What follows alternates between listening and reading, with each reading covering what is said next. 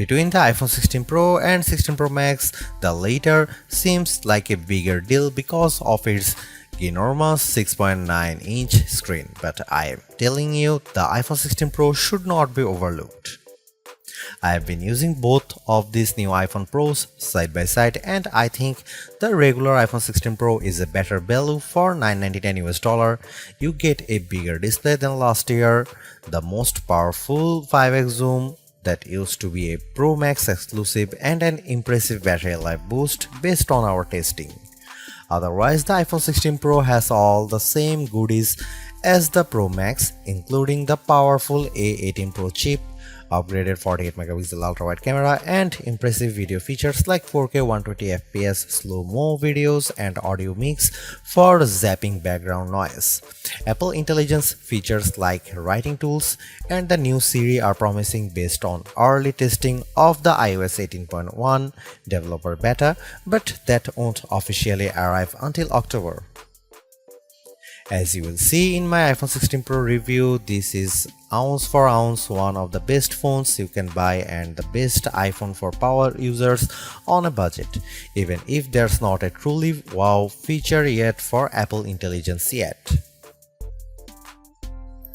The iPhone 16 Pro is still a compact phone, but there is a trade-off with getting a larger display. It's now more of a mid-size phone now as opposed to a small phone as the size and weight have grown. This handset measures 5.89 by 2.81 by 0.32 inches and weighs 7.03 ounces, compared to 5.77 by 2.78 by 0.32 inches and 6.6 ounces for the iPhone 15 Pro. So the new iPhone is taller and wider and just as thin, but there's some more heft to it. The good news is that the iPhone 16 Pro is still easy to use with one hand as Apple made the bezels thinner. The design should be more durable too, as Apple claims that the ceramic shield display is 50% tougher. Plus, the band is still made of titanium, which is more durable than aluminum. The iPhone 16 Pro colors aren't very flashy compared to the regular iPhone 16. There's white titanium, black titanium, natural titanium, and the new desert titanium, which is like a soft rose gold. I prefer the desert hue because it looks new. Don't expect much new from the iPhone 16 display. The only real news beyond the size increase to 6.3 inches for this OLED screen is that it can get dimmer. The minimum is now just 1 nit.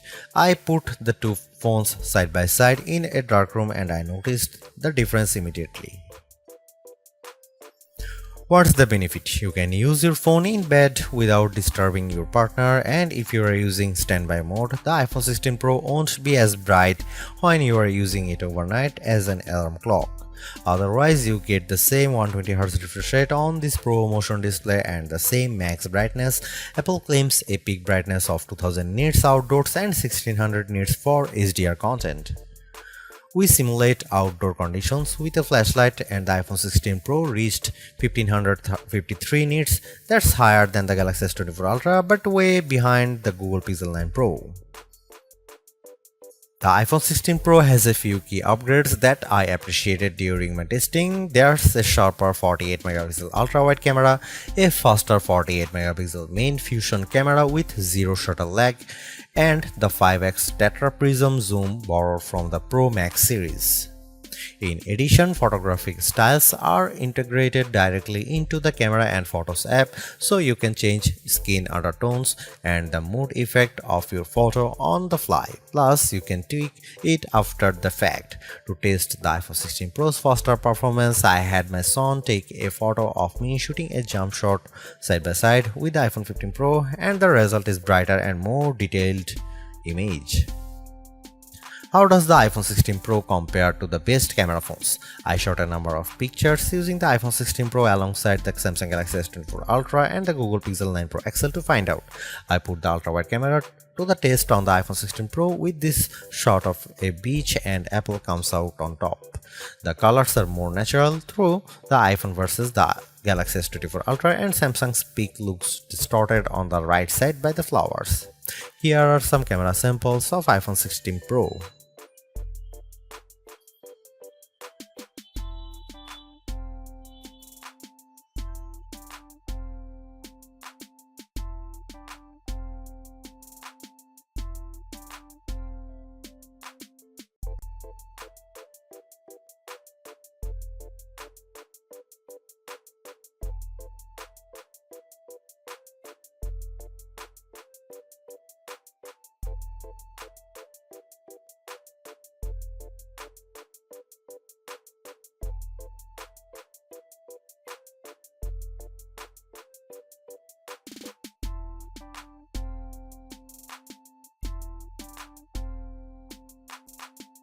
Overall, the iPhone 16 Pro is arguably the best flagship phone under $1,000.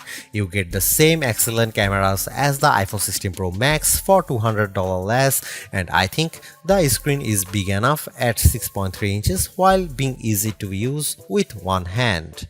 I also like the improved battery life, handy camera control, and compelling audio mix feature for videos.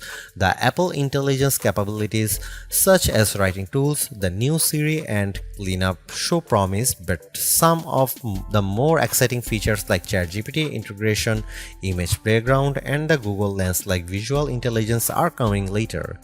In terms of the competition, I think the Galaxy S24 Plus and Google Pixel 9 Pro have more compelling AI features right now, but I prefer the camera system from the iPhone in many cases and the extra performance from its A18 Pro chip. Should you upgrade to the iPhone 16 Pro? If you have an iPhone 13 Pro or older phone, I'd say yes. And if you have an iPhone 14 Pro, I'd say wait to see how well Apple Intelligence works once it fully rolls out before you buy.